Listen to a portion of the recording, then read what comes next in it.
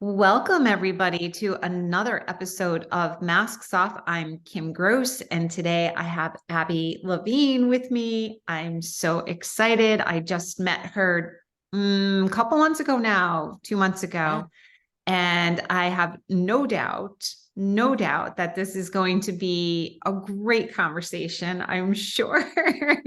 We'll see. We'll see. But before we do dive in, I'm going to share the quote that Abby shared with me. That is one of your favorites. Yes? Absolutely. Okay. And of course, some of you may know it, but for those of you who don't, it is by Marianne Williamson. And the quote is, "Our greatest fear is not that we are inadequate. Our greatest fear is that we are powerful beyond measure. It is our light, not our darkness, that most frightens us." Oh, goosebumps when I read that. I know, right? And before you introduce yourself, I just have to ask, why do you think, and we can talk about this more, but why do you think this quote, why do you think it is so hard for people to own their light? Why is it so hard for us to own our light? So I have a whole theory about that. Okay. And you know what? Honestly, you choose. You can introduce yourself first or answer that question. No, Whatever let's feels. dive into that question Okay. and then we'll circle back and I'll introduce myself later. Okay. Let's do that. No, it's because we have been groomed. And I'm not talking about since birth. I'm talking about for tens of thousands of years. We have been groomed that to show your light is dangerous. So there was the witch trials where ordinary joyful women were, burned at the stake, or people who had an opinion were murdered. Like we have a long, dark history with being allowed to shine our light and actually get out with our life. And sometimes you still hear about it. Thank goodness it's not as prevalent or acceptable as it was hundreds of years ago, not even hundreds, decades ago, right?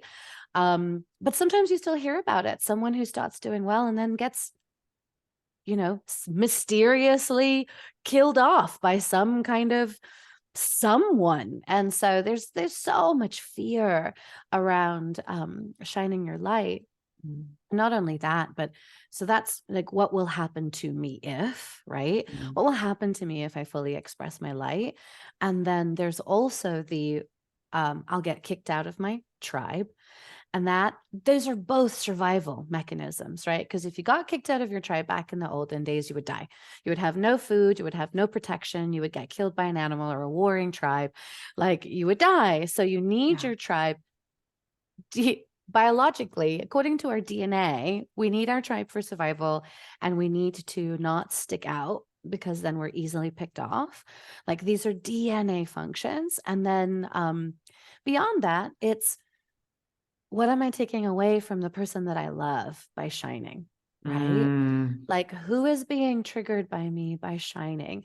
Who is feeling smaller than me when I shine? And anybody who is a kind person, a kind being, doesn't want to create negative feelings in someone else, right? And we take responsibility for other people's feelings, and so it feels like it's our fault. So those are my predominant theories about why it's so hard for us to let our light out. Oh, I love that. I love that response. And the last one for sure, when you said it, I remember when I was in middle school and high school feeling that very way. Like I didn't, I got good grades and some of my friends didn't get the grades that I got. And they're like, "Oh, you're so smart." And like, "Oh my God, look at your report card." And I would just play it down, because I didn't. But that is also like a hallmark characteristic trait of the people pleaser. And it's a codependent behavior to take care of responsibility for someone else's feelings. Yes. Totally. Yes. Totally it is. And now we live in a codependent society. Like we We live in a do. society that celebrates codependence and shuns independence or interdependence, right? Shuns and shames. Yeah. How dare you, you know? Yeah. So Oh, yeah. God, I love that. Okay, so now tell us who you are. Who are Oh, you? I'm Abby. I call myself a money mindset and manifestation coach. So I work in the sweet spot between science and magic. I'm super sciencey. Like I started studying the brain when I was like 11 years old because it was just so fascinating to me. And I would just do like unassigned projects. I love Like, that. no, I've always been a nerd. It's true. I would just do like unassigned projects on like how interesting the brain is or behavior and things like that. So I've always loved neuroscience and the brain, and it just gets more and more fascinating the more we discover about it. And then I've always also been kind of magical, right? Like I started believing in angels when I was 13 years old because they started talking to me. My Mm, first experience with an angel was when I was 5 years old. An angel came to comfort me um, during the night because of some really scary stuff that was happening in my house. So I've always been connected with the other side of the veil. And then mm, as I reconnected with angels, I am an angel communicator. So as I reconnected with angels a few years ago, like just my powers and my ability to tap into other world magic has just increased exponentially. So that's kind of like why I play both sides, because I really truly believe that you can't be a successful, consistent manifester unless you deal with your brain. And you can't just work on the 3D plane because you're missing so many miracles that are possible, like just outside of your awareness. So I really so am behind like merging the two. ah, that's so beautiful. This Thank is, you. yes, of course, of course. So this is Masks Off, where we take off our masks and we Yes. are vulnerable and show up real and raw. Are you Mm, ready to take off yours? let's do Okay, it. taking off the masks. So, okay, tell me then, what would you say Mhm. were or was the main masks that you have worn in the past or Mhm. may still struggle with today in terms of, is it people pleasing, is it perfectionism, rescuing, Mhm. caretaking, Mhm. any of Mhm. those masks? Mhm. All of those masks. All of them. Every single one that you just mentioned. Tell me, Abby. Okay, And tell us. more. And more. So when I first started working on my codependence a year ago, oh, it was actually like really harrowing. Like it was really heartbreaking for me to have been working on myself for 10 years already and then only just find out that I was really deeply codependent like 18 months ago. That was Mm, really heartbreaking, but at the same time, like I was glad to see it because I know that that was essentially what was at the crux of like my abominable relationship history. mm, Um, so I went down the list of codependent traits and I had every single one of them.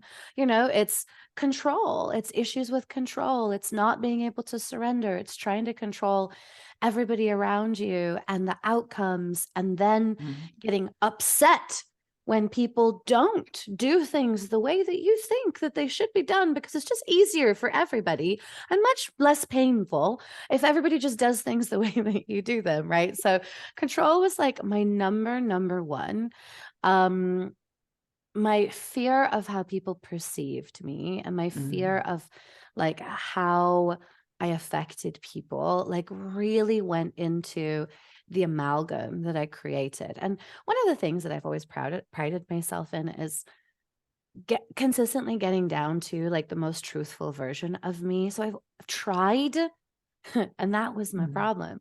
The most recent mask I just removed at a training a couple weeks ago was my trying to be authentic. I've spent years and just exhausted myself trying to be authentic. Um, And I realized at this training that it was actually covering my fear of unworthiness, like my deep fear that I wasn't worthy or deserving of anything that I have in my life. No love. Like some of my relationship choices have just been because because like I just didn't even believe that I deserved any kind of love. So like if someone came out of, what's a nice way to say this, the trash can, and was like, I'll love you, I was like, oh my gosh, you will? And I wasn't able to perceive like my value. I wasn't able to perceive what I have to offer to the world. I wasn't able to perceive that there was a different level of reciprocity, that it was all me giving and like receiving like just teeniest tidbits, dregs. Like one of my ex-boyfriends, I spent thousands of dollars on his birthday. I spent thousands of dollars. When I'm talking about thousands, like I spent $2,000 on his 2,500 on his birthday present alone. And then we did a whole celebration and stuff like that. And then his kids, I spent, $1,000 on each of their birthday presents. Plus I got more birthday presents. And then we had a whole big party and we flew people in. And then it came to Christmas and he was like, well, you've already spent so much money, so let's just not buy each other presents. And at first I was like, okay, Oh no. okay, that's fine. And then I thought about it and I was like, and I was doing everything. I was paying for everything. Him and his kids were living in my house. And I was literally paying for all the bills, all the groceries. Like I was paying for everything. And I was like, I think that might create some resentment. Do you mind just buying me like a $20 gift? And here's a list of things that I would love to receive. You could just pick one of these things. And he Yeah. like flipped out. Yeah. He was like, you bait and switch me. Da-da. So this is just like an example of one of the things that I hid behind, right? It's like, so my unworthiness was so low that I was in a state of proving my authenticity so that no one would actually see. And this was all unconscious. I didn't even realize I Right. was doing this, Yeah. right? That no one would actually see how unworthy I was for what I've created. I was like, Oh, God. I'm just like, first of all, thank you so much for going that deep and that oh vulnerable, yeah, because that's so hard, right? That's so hard to own and take responsibility and be able to share that and speak up and say, this is how I acted, or this is what I did, because at the root of it, I felt unworthy. So yeah. many of us don't want to really admit it to ourselves, but then B, say it to the world. So like, thank you so much for sharing that, because I feel like people will hear that Mm, and say, oh, it feels so good to hear her say that, because me too. mm, yeah, Right. I've been there, I've done yeah, that, or I've done things to hustle yeah. for other people's love, to hustle, Hustle, right? prove, Prove. earn. Yeah. Absolutely. And that Mhm. also is part of people pleasing, right? And perfecting, which is Yeah. especially people pleasing. Let me say and do whatever you want Mhm. me to say and do. Let me camouflage, Regardless of the regardless. outcome of how it affects me, right? Exactly. Exactly. Yeah. And so, like, what I have found throughout my life as a people pleaser is Mhm. that because I wasn't being true to me and I wasn't taking care of me, what did I think? What did I feel? What did I need? What did I desire? That I was showing up half heartedly in these relationships, even Yeah. with my kids, Right. especially with my kids, because as a mom, Right. I was always trying to please. Right. I was always trying to perfect and perform and rest and do everything and be the perfect mom and whatever they needed. Yeah. And what I taught them was how to not show up authentically, how to Right. not show up fully. Right. Mhm. So, I mean, and again, you just said you didn't even know, because what we don't know, we don't know. What's No. beneath the level or layer of consciousness is beneath the layer and level of consciousness. Yeah. Until it's in our awareness, we don't know. Yeah. So I didn't know either what I was doing with my kids. Yeah. We're not like sadists. We're No, not going around going, I deserve to be punished. Here's a whip. Whip me. Like exactly. we're not. We are not doing that. We have absolutely no idea.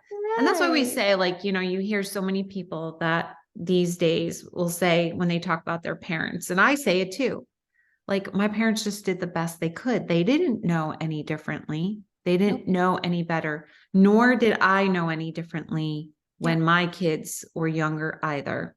Yeah. So And go you ahead. can hold you can hold space for my parents did the best that they could, and it wasn't good enough. I needed more from them. Like you can hold Yes. both of those things within the Yes. same body, and it doesn't have to be a shaming, blaming thing. No.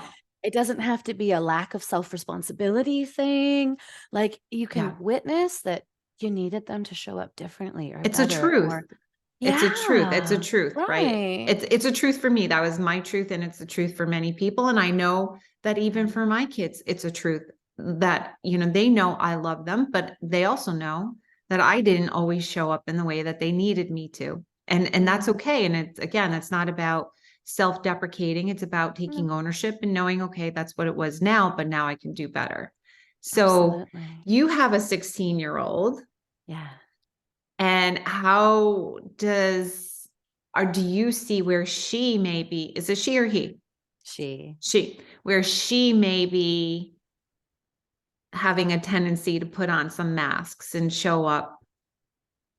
And again, let's just say again, I say it over and over again, but I want to Right. clarify that when we wear a mask, whether it's Mhm. people pleasing or perfectionism or caretaking, rescue, all of it is in a way to protect ourselves. Absolutely. Right? We Mhm. adopted that when we were young as a way of coping with what was happening in our world. So Mhm. we did Mhm. it for protection. It's our ego Yeah. saying, I need to protect you. But now Mhm. we're adults. We don't need that anymore, which is why we try Mhm. to unmask and recover from these patterns. Mhm. You Mhm. have a 16-year-old. I So do. tell me about tell me about that with her. Is she putting on masks, and how do you help her if so?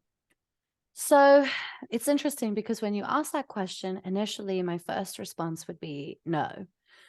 Um, because it's one of the things that I just admire so much about her is that she shows up as herself. But as you were talking through that, I realized with me, no. Mm, With me, no. With me, she yeah, shows up as she is, because she knows that she's safe too, because there's no judgment, because right.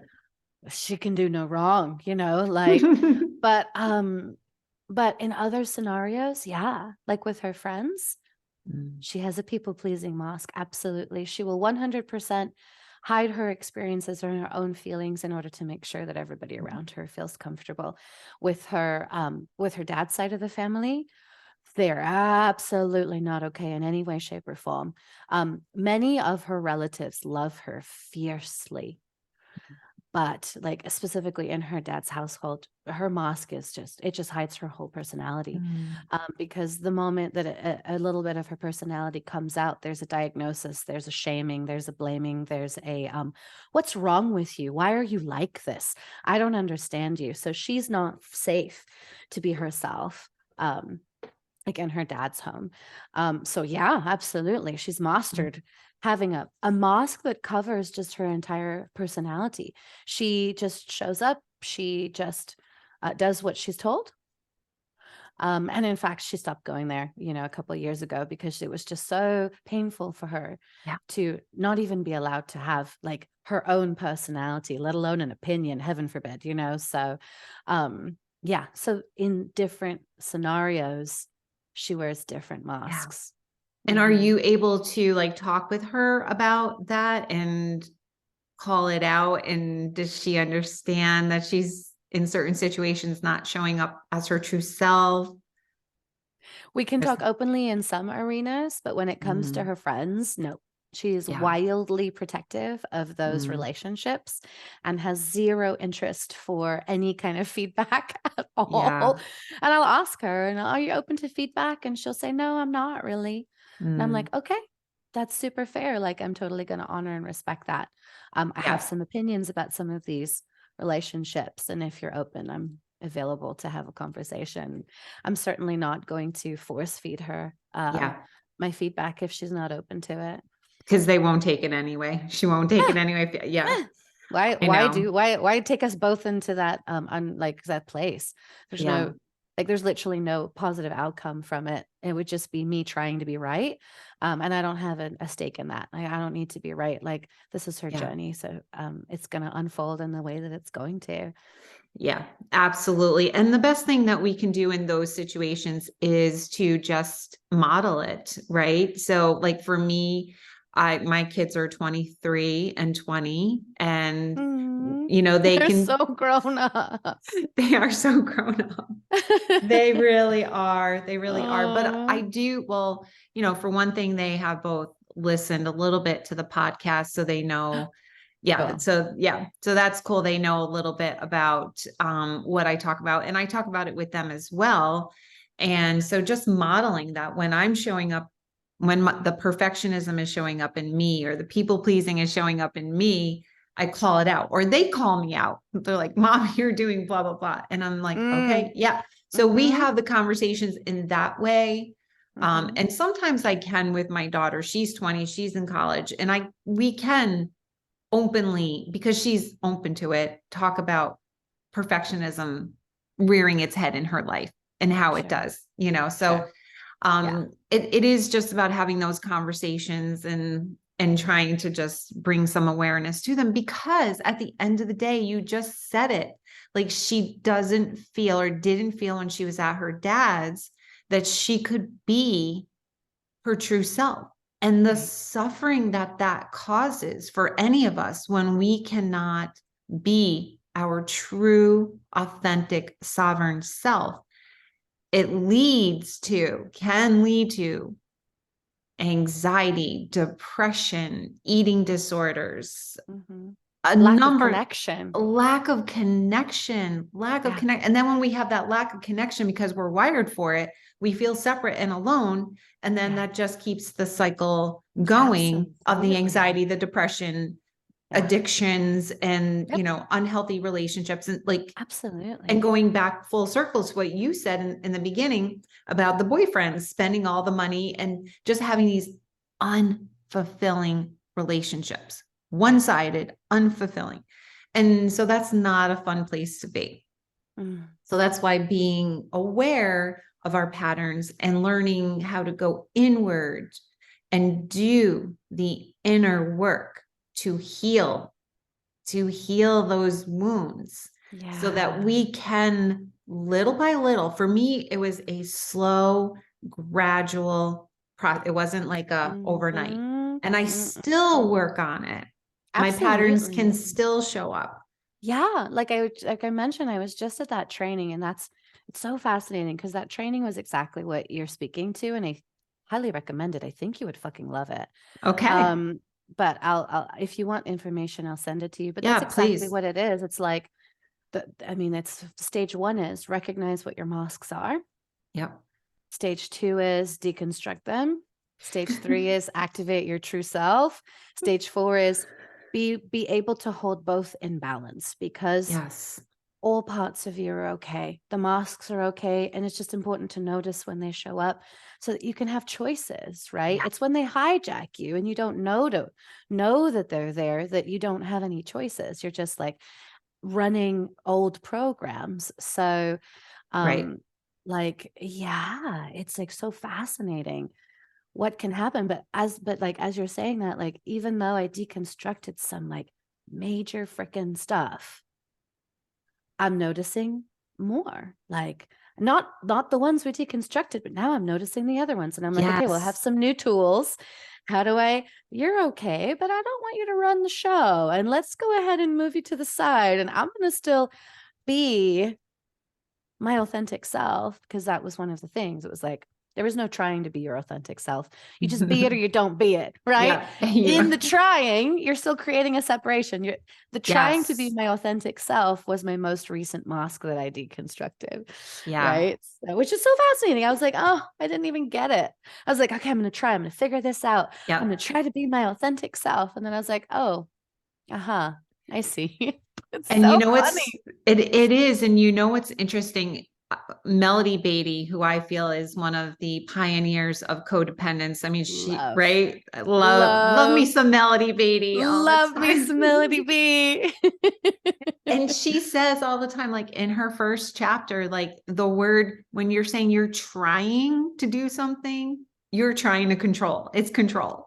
The minute you say, I'm going to try anything, you're trying to control an Oh my outcome. God, And that's I never codependent. saw that. Oh, I freaking love that, Kim. Yeah. Oh, what a So, great noticing. yeah. So we need to stop the trying. Okay. So now tell us, because you said in the beginning that you Yeah. are a money mindset coach. And so I would love to know from your perspective, Mm-hmm. how do you feel or think that when we wear a mask, that it prevents us from manifesting money or manifesting anything in the way that we want to manifest? How do these masks slash patterns prevent us, block us Yeah. from what you help people to do? Yeah, absolutely. So number one is the control factor. Mm. Absolutely. There's two ways that control messes with your manifestations. One, it's that people are not able to have patience and they set all these time-based goals. I will make $100,000 by the end of this week. I will make $1 million this year. They set all these time-based goals that are completely fictional, because we don't have control over divine timing. Like, that's up to the universe. Now, we have permission. We have all the permission to ask for whatever it is that we want. We can say, hey, can I make $1 million this year? But that's where it stops. So the moment that people move into, okay, how am I going to make this happen? The moment they move into trying, the moment they move into force energy, the moment they move into hustle, the moment they move into anything beyond surrender, interferes with the process. So they try to control the timing, and that creates its own damaging, wounding patterns, because you say you want to make $10,000 this week and then you don't. And then it reinforces all of the other narratives that say, oh, see, I don't deserve it. Oh, see, I'm not good enough. Oh, see, I can't do it. Oh, see, money doesn't love me. Money hates me. Oh, see, money is not for me. Oh, see, it's not possible for me to be successful in business or in my life. See, it's not, and it just reinforces in a wounding way all of these old narratives. And so the whole cycle is a mess. And then, and then on the other side, they try to force and control how the manifestation shows up. And they do that in two ways. Okay, I'm going to figure this out. I'm going to do this in my business or in my thing. I'm going to do this. I'm going to follow these sets of steps. And it could be, half of my clients actually work full time. So, and some of them have no interest in starting a business. They just want to manifest the life of their dreams. So they're like, okay, I'm here. And so they go into this, either a helplessness, I don't know how, or they go into a forcing. Helplessness, also a codependent pattern, right? A mask. Yes, totally. And then they go into a forcing. And so it's all this control energy. And like, I've even had a client who, between one session and another, was like, okay, I need 25,000 in my savings to feel safe. And I was like, cool. So we did the manifestation. And then the next week, the next session, she was like, oh, no, it didn't come in. And I was like, oh, yeah, no worries. Divine timing. We don't control it. And then towards the end of the session, she's like, yeah, blah, blah, blah. And so I bought this and I bought that and I bought that. And I was like, with what? And she's like, oh, well, I got a random tax rebate for like $26,000. And I'm like, what do you mean? It didn't come in? And she was like, oh, well, I was expecting it to come in through a bonus and I didn't get my bonus yet. And I was like, Yeah. So we try to control, and therefore we invalidate and minimize how these things are showing up in our life. And that completely screws with the process because it reinforces this doesn't work, manifestation doesn't work, right? So control, then there's the helplessness. Somebody needs to rescue me. I can't do this by myself. Someone needs to think for me. Someone needs to do these actions for me because I can't do it myself, right? So there's the helplessness, which prevents people from taking aligned action, right? There's this misunderstanding that with manifestation, you don't take action, you sit on your sofa and you just wish. That's not the way The that it Secret did works. that to us. The book, The Secret. The Secret. Dang The- it. Dang it. The Secret. So that's not how it works. So we intuitively check in with what actions we're supposed to take that's aligned with our path. And then we take the aligned actions that we're supposed to act. We're not supposed to sit there and eat grapes and go, oh, nothing's working. Nothing's working. Nothing's working. Like, we're supposed to take action, but it's aligned action. So that's where we can shift back into control. People have issues with surrender. People like me, really hard to move into surrender, right? And surrender is a key part. Trust, right? The lack of trust that most people have interferes with their manifestation process. Let's see, what are some other things? Oh, boundaries. Say more about the boundaries. Boundaries are a big one.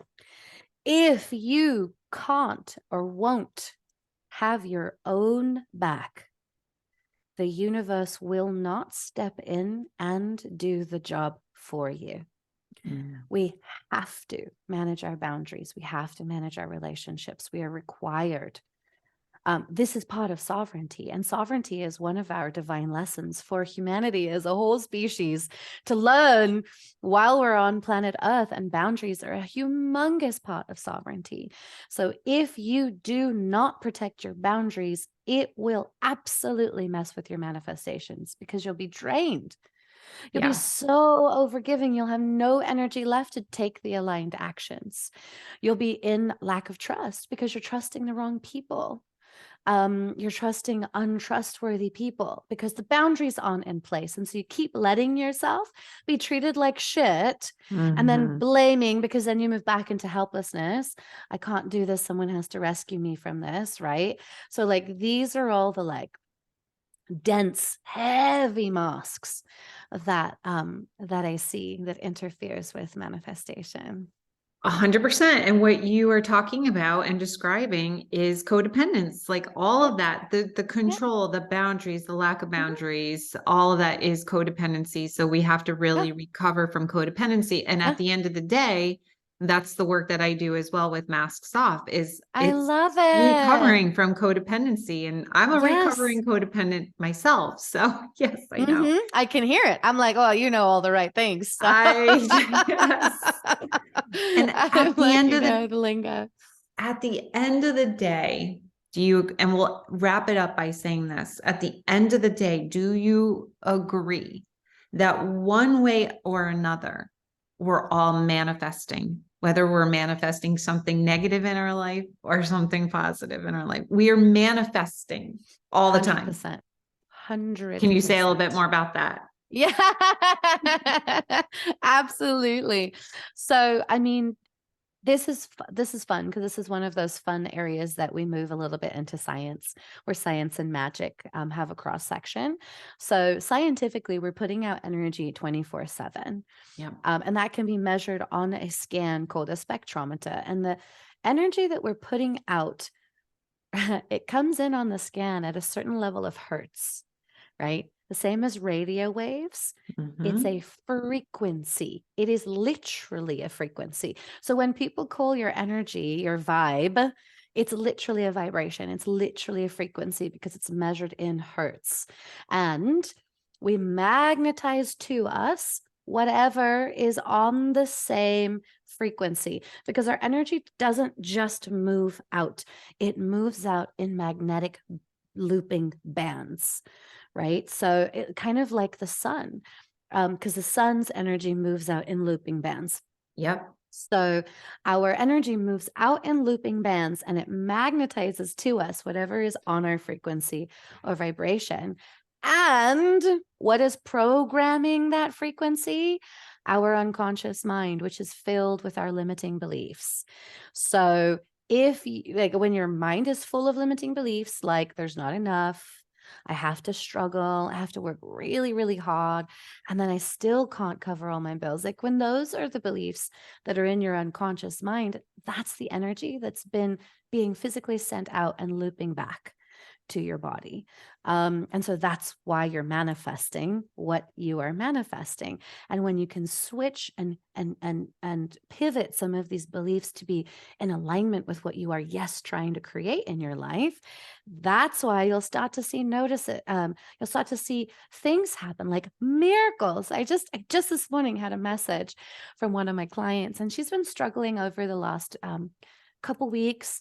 And she even like told me, she sent me a voice memo. She's like, I think I'm reverse manifesting. I'm manifesting backwards. Everything is turning to shit. And I laughed and I was like, no, babe, it's not possible. But there is a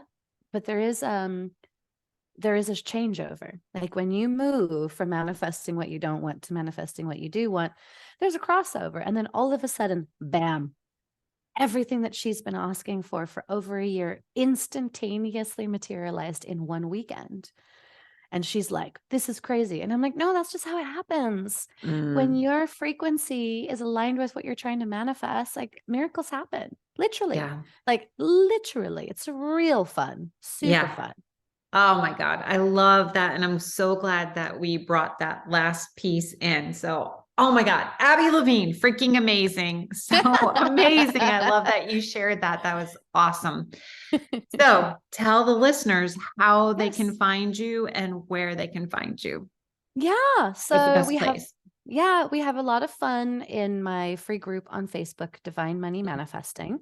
Okay. So I have lots of free content. I have a free journal called the Become a Money Magnet journal that I can get you the link for. Yep. So Facebook is a great place to follow me. That's where I'm most active. But if you're not a Facebookian, then find me on LinkedIn, which is Abby Levine 3. Awesome. And I'll have all that in the show notes. And of course, you can get me the link and I'll put the link for the journal in there as well. Awesome. So, and I guess I would just say, like, we talked about so many things. We talked about your personal life. We talked about parenting. We talked about money mindset. If there's just like one thing to kind of encapsulate the whole podcast and one takeaway for the audience, what would you say that would be? I would say that when you take your mask off and you are your true self, when you show up as is, the people who were always meant to find you can finally see you. When you have your mask on, the people who are attracted to you with the mask, which means that they're not copacetic with the version of you that doesn't have the mask off. So be yourself, take off that mask, do whatever it takes in order to like just show up as you. Mic drop. That was awesome. That was so good. I love it. Thank you. Thank you so much for being a guest on here today. Thank you for having me, Kim. It was such an honor. It was so much fun. So much fun. Agreed. Ah, my goodness. Okay. Thank you everybody for tuning in to another episode of Masks Off, and I will see you next week.